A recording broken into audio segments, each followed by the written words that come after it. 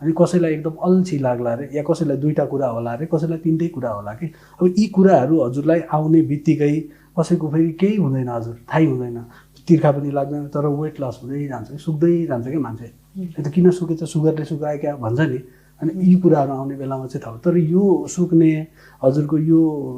weight loss हुने बेलासम्म चाहिँ उसलाई डायबिटिज भइसकेको हुन्छ कि सबै मोटो मान्छेलाई चाहिँ डायबिटिज हुन्छ भन्ने हुँदैन र सबै पातलो मान्छे डायबिटिज फ्री भन्ने हुँदैन कि पातलोलाई पनि डायबिटिज भएको देखेको छ होइन मोटो पनि डायबिटिज फ्री भएको छ कि त्यही भएर मल्टिफ्याक्टोरियल छ कि यो जेनेटिक भयो मेटाबोलिक्सिन भयो इन्सुलिन जस्तो सेफ र इन्सुलिन जस्तो बेस्ट कुनै पनि छैन मेडिसिनमा किनभने तपाईँलाई अलरेडी सुगर भइसकेको छ नि त अनि सुगरले हजुरको अलरेडी किडनीमा असर गर्छ भन्ने थाहा छ हामीलाई किडनी आँखा नसा होइन सुगर धेरै कुरा बिगार्छ नि त त्यही भएर हामी डराउने त हो नि खाना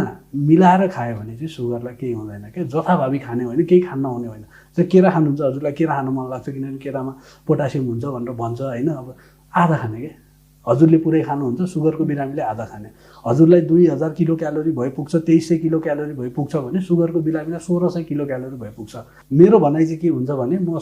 सबै बिरामीलाई चाहिँ मैले के भन्छु भने भातै खानुहोस् बरु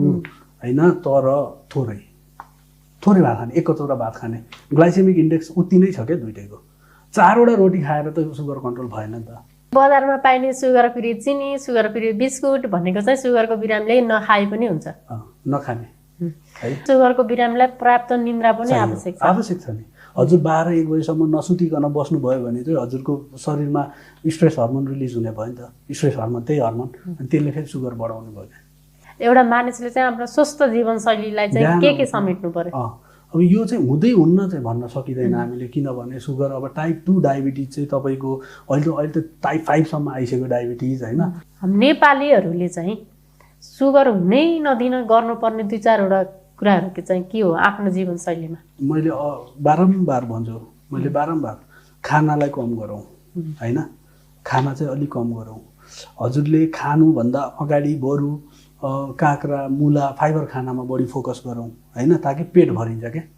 हाम्रो चाहिँ के बानी छ भने 2 टाइम खाने बरु तर टन्न खाने डाक्टर चिनी खाएर हुने रोग हो त यो होइन त्यही त मैले भने नि चिनी खाएरै हुने भनेर भन्ने रोग चाहिँ होइन क्या यो तर चिनी खाने अनि अरू पनि लाइफस्टाइल कम हुने भयो के चिनी खाने अनि हजुरको कस्तो भने एक्सर्साइज नगर्ने मोबिलाइजेसन छैन सेडेन्टरी लाइफ कुर्सीमा बसै छ कफी खाएको खाइछ चिनीवाला कफी दिएछ